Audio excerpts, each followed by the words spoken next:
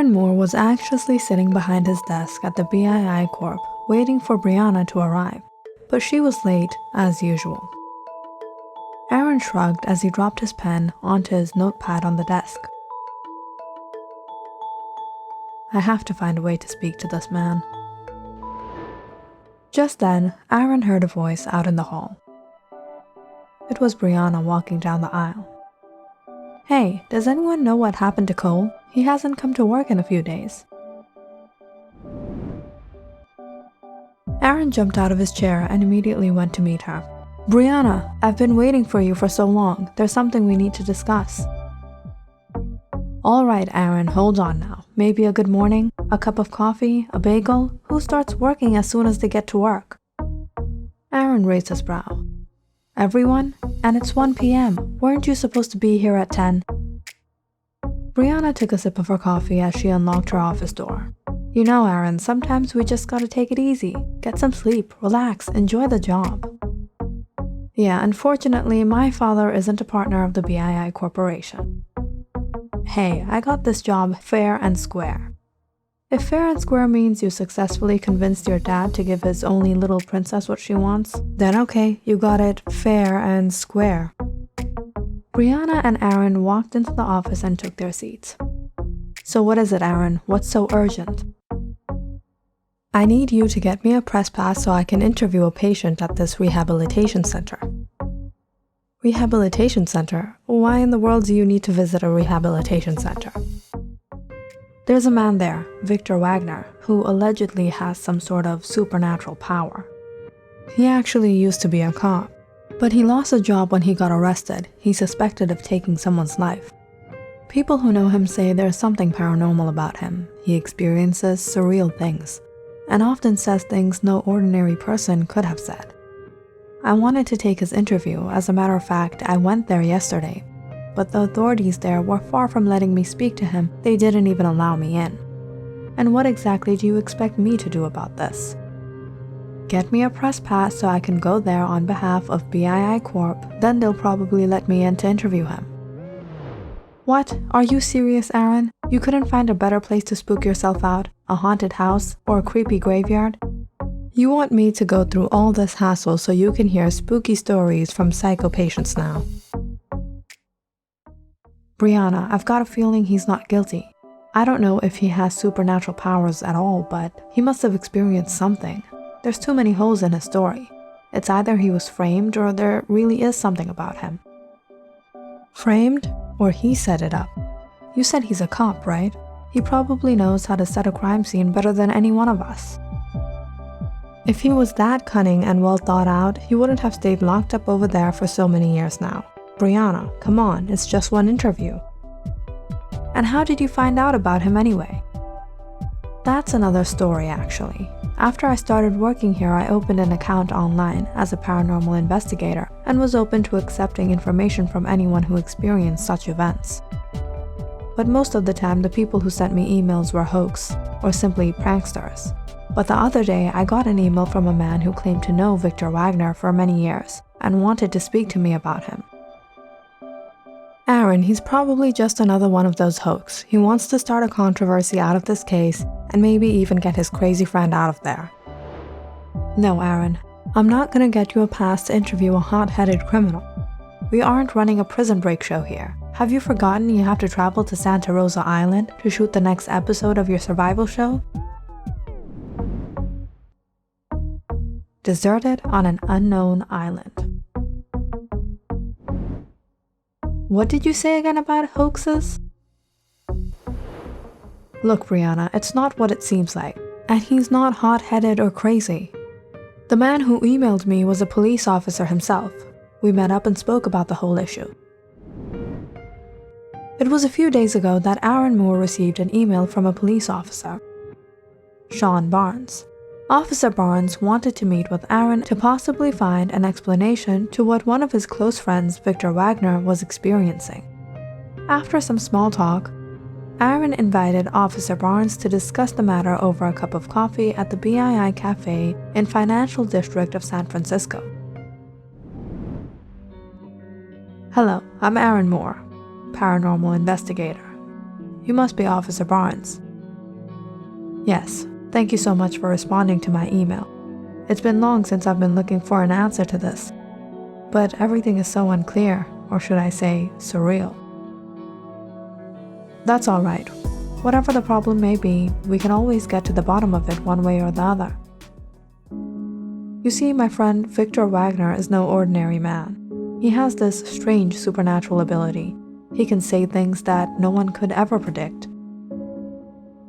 It was ever since that bizarre day on duty that Victor started to have these strange supernatural experiences.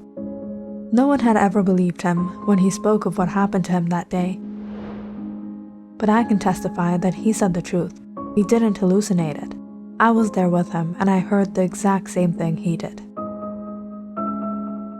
This happened many years ago. The IIPD received news from a group of people by Lake Merced about a car accident.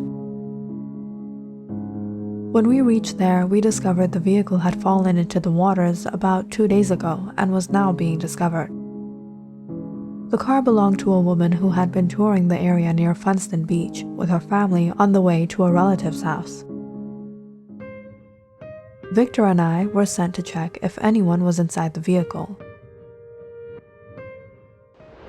I had only gotten a glimpse of the woman's arm when I realized they were trapped inside. Victor was attempting to open the door while I was towards the rear. As soon as Victor grasped onto the woman's hand, we both heard the woman shout out, "Save my daughter, she won't make it. Save my daughter." Victor and I were shocked, but we were relieved to know that they were alive. We hurried to call for help and towed the car out of the lake. The woman had passed away, and her young 3-year-old daughter was in a horrible condition, but still breathing.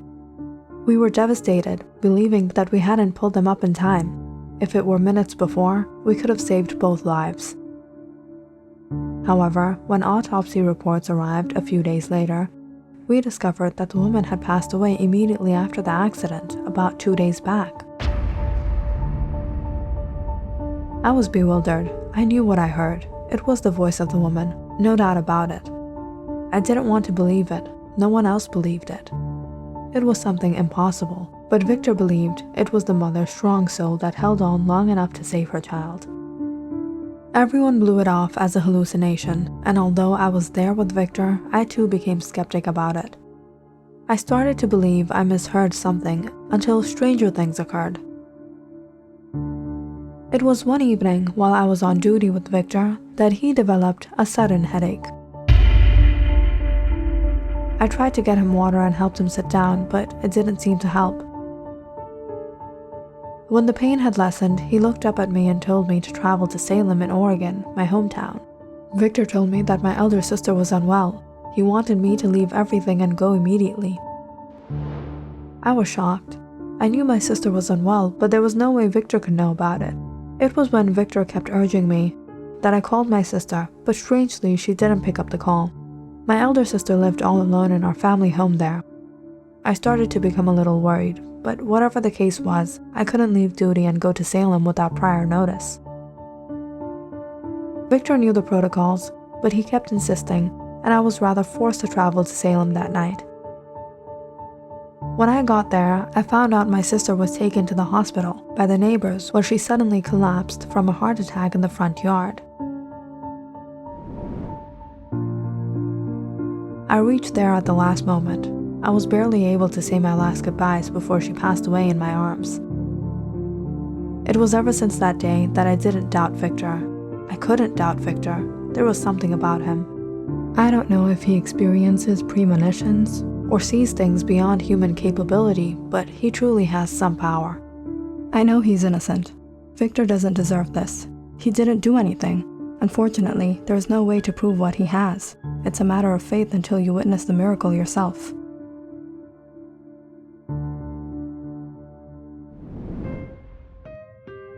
After I spoke to Officer Barnes, I decided to meet Victor Wagner, but the authorities didn't let me in. This sounds like one twisted case.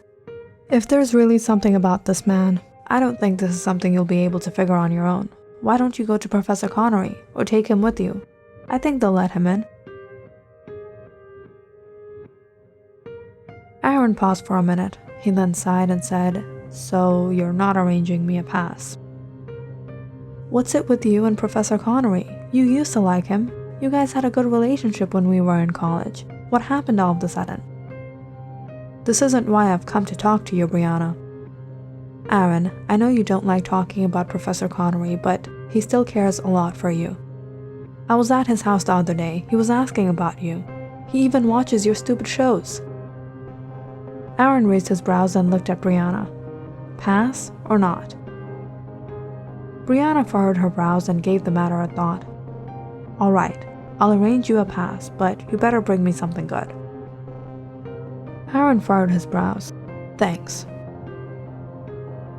Aaron sighed as he leaned back in his chair. Suddenly, there was a knock on the door. The receptionist, Elsa, poked her head in. "Breanna, do you know where Aaron—" "Oh, Aaron, you're here. There's a call for you. It's from an Officer Barnes." Aaron furrowed his brows. Officer Barnes? He hurried to the reception desk and picked up the call. "Hello, Officer Barnes. This is Aaron Moore." "Aaron, we have to save Victor. There's no doubt he possesses some ability. I was just informed he was transferred to a high-security mental asylum after some of the other patients went rogue against him. He predicted the demise of one of the patients there. I tried to talk to the authorities, but they won't even let me in, saying it's not safe.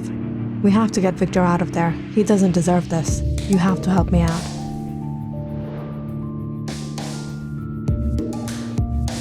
Click on the subscribe button and check out more awesome videos on our channel. And don't forget to press the bell icon because you know it's interesting.